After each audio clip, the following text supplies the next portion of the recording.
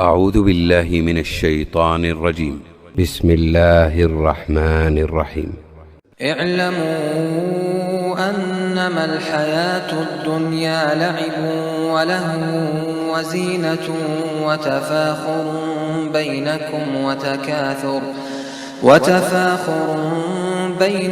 وتكاثر في الأموال والأولاد كمثل غيث أعجب الكفار نباته ثم يهيج فتراه مصفرا ثم يكون حطاما وفي الآخرة عذاب شديد ومغفرة من الله ورضوان وما الحياة الدنيا إلا متاع الغرور.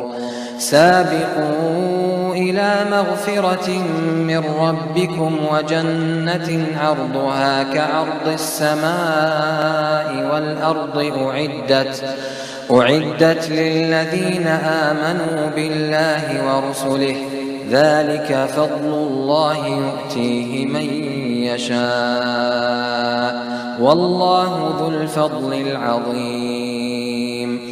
ما أصاب من مصيبة في الأرض ولا في أنفسكم إلا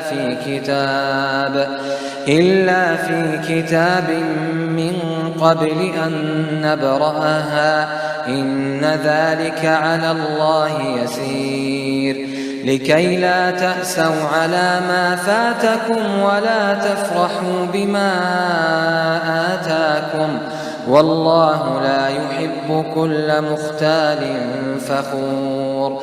الذين يبخلون ويأمرون الناس بالبخل ومن يتول فإن الله هو الغني الحميد.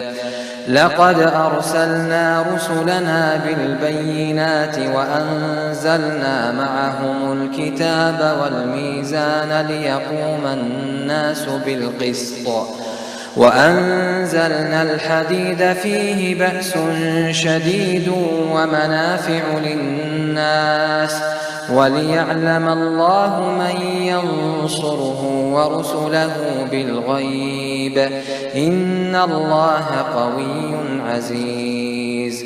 ولقد أرسلنا نوحا وإبراهيم وجعلنا في ذريتهما النبوة والكتاب فمنهم مهتد وكثير منهم فاسقون. ثم قفينا على آثارهم برسلنا وقفينا بعيسى ابن مريم وآتيناه الإنجيل وجعلنا في قلوب الذين اتبعوه رأفة ورحمة ورهبانية ابتدعوها ما كتبناها عليهم إلا ابتغاء رضوان الله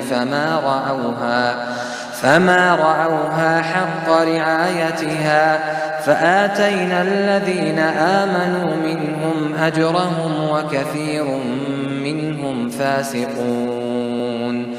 يا أيها الذين آمنوا اتقوا الله وآمنوا برسوله يؤتكم كفلين من رحمته ويجعل لكم نورا تمشون به ويغفر لكم والله غفور رحيم.